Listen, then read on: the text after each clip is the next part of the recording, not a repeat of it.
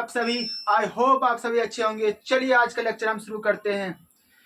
जैसे कि आपने पिछले लेक्चर में जाना कि पिछले का चैप्टर जो है वो खत्म हो चुका है। आज हम एक नए अंदाज के साथ आज हम अपने लेक्चर को शुरुआत करेंगे और इसको एक नए मुकाम तक हम पहुंचाएंगे। आज जो हम चैप्टर पढ़ने वाले हैं वह है जल संसाधन, वाटर रिसोर्सेज। इसके बारे में हम आज जानेंगे। जैसे कि आपने पिछले लेक्चर में पढ़ा होगा, जो हम पिछला चैप्टर जो था उसको हम खत्म कर चुके थे। तो चलिए आज का लेक्चर हम शुरू करते हैं। तो आज जो हम जानने वाले हैं वो हम जानेंगे जल संसाधन के बारे में। तो हेडिंग डालिएगा जल संसाधन। जल संसाधन, जल संसाधन। चैप्टर का नाम क्या है? जल संसाधन।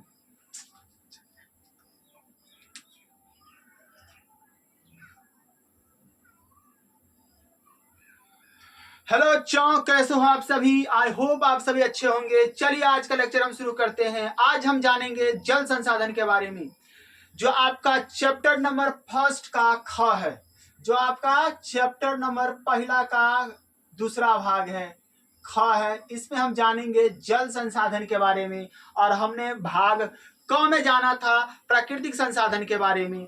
इसमें हम जानेंगे किसके बारे में? जल संसाधन के बारे में, यानी वाटर रिसोर्सेज के बारे में। इसको हेडिंग दे करके लिखिए जल संसाधन, जो चैप्टर का नाम है। चैप्टर का नाम क्या है? जल संसाधन, यानी वाटर रिसोर्सेज। तो इसके बारे में हम लिखेंगे कि जल संसाधन क्या है। पहले हम समझ लेते हैं कि जल संसाधन क्या है। पृथ्वी पर जितना भी जल दिख रहा है, आप पीने में यूज कर रहे हैं, चाहे नदी में जल है, नालों में जल है, समुद्र में जल है, महासागरों में जल है, ये सभी किसका हिस्सा है? ये सभी जल संसाधन का हिस्सा है। तो जितना भी पृथ्वी पर जल है उसे हम क्या बोलेंगे? जल संसाधन बोलेंगे। तो जल संसाधन के बारे में हम एक महत्वपूर्ण पॉइंट लिखेंगे। जो पृथ्वी का जो 3/4 भाग है वह किससे ढका हुआ है? जल से। किससे? जल से। जल संसाधन। तो इसके बारे में लिखना क्या है? पृथ्वी का 3/4 भाग, पृथ्वी का 3/4 भाग, चौथाई भाग जल से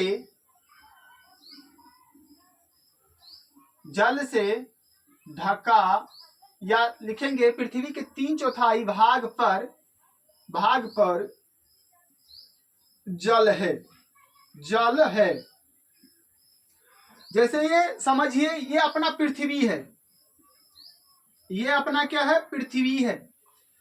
अब पृथ्वी का जो 3 भाग होगा ना, वह किससे ढका होगा? जल से। कितने भाग? 3 भाग। ये 4 भाग हो गया। और 4 भाग में 3 भाग किससे ढका होगा? जल से। जैसे देखिए, पहला भाग ये भी जल से ढका होगा, दूसरा भाग भी जल से ढका होगा, तीसरा भाग भी, और सिर्फ 1 भागों पर स्थल होगा। लगभग 70% जो हिस्सा है पृथ्वी का उस किससे ढका हुआ है? जल से। तो यही लाइन हम यहाँ पर लिखें। आपको यह समझ में आ चुका होगा। इसके बाद हम समझते हैं कि जल के स्रोत क्या क्या हैं, यानी कहां से हम जल को प्राप्त कर सकते हैं। मुख्यतः जो स्रोत है इसके बारे में हम जानेंगे। तो लिखिएगा जल के स्रोत। जल के स्रोत। तो जल के स्रोत में लिखेंगे हम जल के स्रोत। तो जल के स्रोत में क्या आ जाएगा? आप सब नदियां देखते होंगे, नाले देखते होंगे, तालाब देखते होंगे। ये सभी क्या है?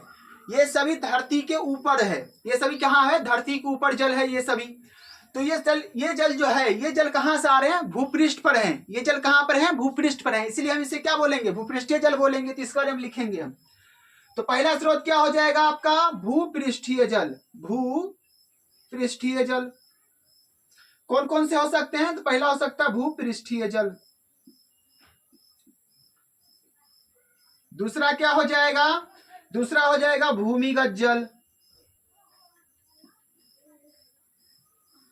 भूमिगत जल। तीसरा हो जाएगा आपका, जो थर्ड होगा, जो वायुमंडल में जो जल उपस्थित है वो हो जाएगा आपका वायुमंडलीय जल। वायुमंडलीय जल, समझ आ रहा होगा। इसके बाद चौथा क्या हो जाएगा, चौथा हो जाएगा आपका जो महासागर में है, महासागरीय जल, महासागरीय जल, महासागरीय जल। तो जो वायुमंडल में है वो क्या होगा, वायुमंडलीय जल। तो ये जल कहाँ मिलेगा, वायुमंडल में। नामे से पता चल रहा है कि जहां पर मिलेगा वो होगा वायुमंडल, वायुमंडल में। और जो महासागर में मिले वो क्या होगा, महासागरीय जल। ये कहाँ मिलेगा, महासागर में, महासागर में ये मिलेगा आपका महासागर में। तो यहां तक समझ में आ चुका होगा। इसको जल्दी से वीडियो को पॉज करिए, इसको नोट करिए।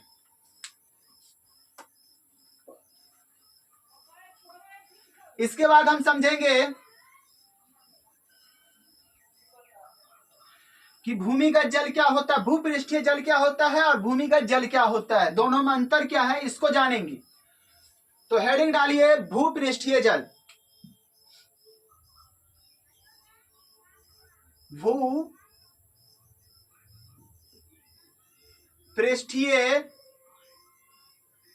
भूपृष्ठीय जल, इसके बारे में लिखेंगे भूपृष्ठ पर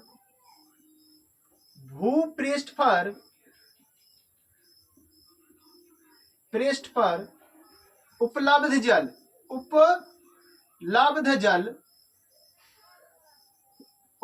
जल भूपृष्ठीय जल कहलाता है। क्या कहलाता है, भूपृष्ठीय जल कहलाता है, भूपृष्ठीय जल कहलाता है, जल कहलाता है। जो उपस्थित कहाँ होगा, भूपृष्ठ पर, उसे हम क्या बोलेंगे, भूपृष्ठीय जल कहते हैं। वो क्या कहलाएगा, भूपृष्ठीय जल कहलाएगा। तो इसका उदाहरण क्या हो सकता है, तो इसका एग्जाम्पल हो जाएगा, नदियां,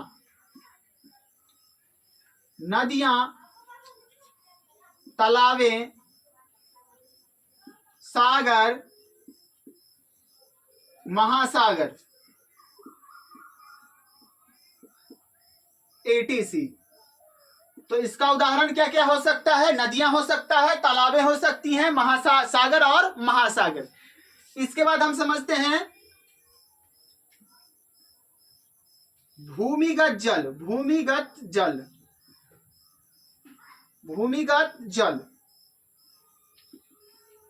तो इसके बारे में आप लिखिएगा वैसा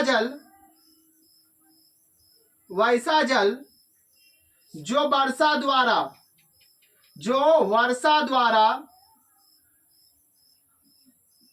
धरातल से रिसकर, धरातल मतलब, धरातल का मतलब समझ रहे हैं, जो भूमि का ऊपर का सतह है ना, उसी को हम क्या बोलेंगे, धरातल। क्या बोलेंगे, धरातल। वैसा जल जो वर्षा द्वारा धरातल से रिसकर, धरातल से रिसकर कठोर शैलीय आवरण, जो कठोर शैलीय आवरण है, जो चट्टाने हैं, कठोर शैलीय आवरण में जमा हो जाता है। तो हम उसे क्या बोलेंगे, उसे भूपृष्ठीय जल कहते हैं। क्या कहेंगे उसे, भूपृष्ठीय जल। उसे हम क्या बोलेंगे, भूपृष्ठीय जल। उसे भूपृष्ठीय जल कहते हैं, उसे हम क्या बोलेंगे, भूपृष्ठीय जल बोलेंगे। यहां तक आपको समझ में आ चुका होगा। तो इसका एग्जाम्पल क्या हो सकता है, जो आप चापाकल द्वारा जो निकालते हैं जल, जैसे ये आपका समझिए चापाकल है, ये बेचारा सा यहाँ ऐसे यहाँ पर पानी निकलेगा और ये इसका पाइप जो है अंदर तक गया जमीन में, यहाँ ठीक है। यहाँ इसका पाइप कहाँ गया, जमीन के अंदर। यहाँ जब जल निकालेंगे, ये हैंडल हो गया, समझिए ऐसे हैंडल से ऐसे करेंगे तो इस पानी ऊपर आएगा। जब पानी ऊपर आएगा तब पिएंगे। तो यहाँ से जो जल आ रहा है ये क्या होगा, भूमिगत जल होगा। क्या होगा, भूमिगत जल। यानी धरती को उपलब्ध, धरती के नीचे जितना भी जल उपलब्ध है वो सब किसके अंतर्गत आएगा, भूमिगत जल के अंतर्गत आएगा। और इसे हम क्या बोलते हैं, और इसे एक अन्य नाम से भी जानते हैं, जिसे हम क्या कहते हैं, भौम जल कहते हैं। इसको भी लिखेंगे, इसे भौम जल भी कहते हैं, भौम जल भी कहते हैं। इसे हम क्या बोलेंगे, भौम जल भी कहेंगे। यहां तक वीडियो को पॉज करके लिखिए।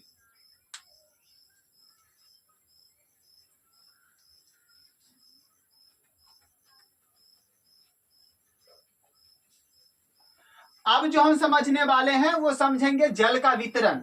ये तो समझ लिया कि पृथ्वी पर जल का स्रोत क्या क्या है। अब हम समझेंगे कि जल का वितरण किस प्रकार से है, वो कहां कहां फैला हुआ है।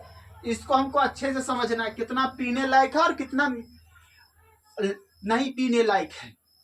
तो ये समझ लीजिए, आपका ये क्या है, पृथ्वी है। पृथ्वी है, हम क्या समझने वाले हैं, जल का वितरण। जल का वितरण, जल का वितरण, ये समझिए आपका क्या है, पृथ्वी है। अब पृथ्वी को जो बीचों बीच विभाजित जो रेखा करता है, जो काल्पनिक रेखा करता है, उसे हम क्या बोलते हैं, विषुवत रेखा। क्या बोलते हैं, विषुवत रेखा। विषुवत रेखा। और जो विषुवत रेखा से जो ऊपर होगा उसे हम क्या बोलेंगे, उसे हम बोलेंगे उत्तरी गोलार्ध। उत्तरी गोलार्ध। गोलार्ध का मतलब क्या होता है, गोला। जैसे आपका ये गोला हो गया, और इसको हम आधा कर देंगे तो ये आधा भाग क्या हो जाएगा, गोलार्ध हो जाएगा। क्या हो जाएगा, गोलार्ध। तो ऊपर है तो ऊपर कौन सा दिशा होता है, नॉर्थ, यानी उत्तर होता है, इसलिए हम इसे क्या बोलेंगे, उत्तरी गोलार्ध। उत्तरी गोलार्ध, इसे हम क्या बोलेंगे, उत्तरी गोलार्ध। उत्तरी गोलार्ध। और जो नीचे है ये कहां होगा, दक्षिण में होगा। इसे इसलिए हम क्या बोलेंगे, इसे, ये तो ऊपर हो गया, इसे ये दक्षिण में होगा, इसलिए हम क्या बोलेंगे, इसे दक्षिणी गोलार्ध। दक्षिणी गोलार्ध। जो नीचे हो उसे क्या बोलेंगे, दक्षिणी गोलार्ध। जो ऊपर हो उसे उत्तरी गोलार्ध। अब ऊपर वाला जो गोलार्ध है, इसमें स्थल बहुत ज्यादा है, यानी भूमि बहुत ज्यादा पाया जाता है, इसे इसलिए हम इसे क्या बोलेंगे, स्थल गोलार्ध। स्थल गोलार्ध।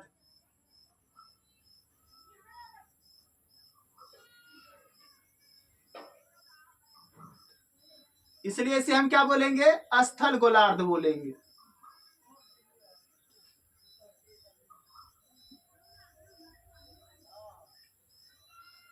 और नीचे क्या होगा, इसमें पानी बहुत ज्यादा है। नीचे के भागों में, यानी दक्षिणी गोलार्ध जो है, यहाँ पर पानी बहुत मात्रा में पाया जाएगा। यहाँ पर महासागर सब खूब है, यहीं पर प्रशांत महासागर है, तो इसलिए इसे क्या बोलेंगे, दक्षिणी गोलार्ध। इसलिए इसे क्या बोलेंगे, सॉरी, दक्षिणी गोलार्ध ये है। इसका अन्य नाम क्या हो सकता है, जलीय गोलार्ध। जलीय गोलार्ध। आपको यहां तक समझ में आ चुका होगा। अब हम 2-4 पॉइंट नोट करके लिखेंगे, और इसके साथ ही जो ये टॉपिक है जो पढ़ा रहे हैं ये समाप्त हो जाएगा। तो नोट पॉइंट करके लिखिएगा। नोट में क्या इंपॉर्टेंट है, पहला है कि गंगा जो है, गंगा 10वीं सबसे बड़ी नदी है दुनिया की। गंगा 10वीं सबसे बड़ी नदी है। गंगा जो है 10वीं सबसे बड़ी नदी है दुनिया की। यहाँ पर लिखेंगे गंगा 10वीं सबसे बड़ी नदी है दुनिया की। यहाँ पर लिख लेंगे दुनिया की गंगा 10वीं सबसे बड़ी नदी है। और उसके बाद क्या हो जाएगा, ये यहां तक समझ में आ गया होगा। उसके बाद हो जाएगा दूसरा नंबर, सेकंड क्या हो जाएगा, सेकंड हो जाएगा ब्रह्मपुत्रा। 10वां तो कौन सी 10वां सबसे बड़ी नदी है, गंगा। और 8वीं सबसे बड़ी नदी कौन है, 8वीं सबसे बड़ी नदी दुनिया की लिखना है, भारत की नहीं। भारत की तो सबसे पहली हो जाएगी गंगा, और दूसरी क्या हो जाएगी, ब्रह्मपुत्रा हो जाएगी। तो 8वीं सबसे बड़ी नदी क्या हो जाएगी आपका, वो हो जाएगा ब्रह्मपुत्रा। पुत्रा। आई होप यहाँ तक आपको समझ में आ चुका होगा। तो आज के लेक्चर में बस इतना ही टॉपिक को पढ़ना है। जब दूसरे लेक्चर में मिलेंगे तो उसमें हम पढ़ेंगे बहुउद्देशीय परियोजनाओं के बारे में कि बहुउद्देशीय परियोजनाएं क्या है, बहुउद्देशीय उसको क्यों बोलते हैं, इस सब चीजों के बारे में हम पढ़ेंगे। तो आज का लेक्चर आपको कैसा लगा कमेंट करके बताना है। मिलेंगे नेक्स्ट क्लास में, तब तक के लिए जय हिंद।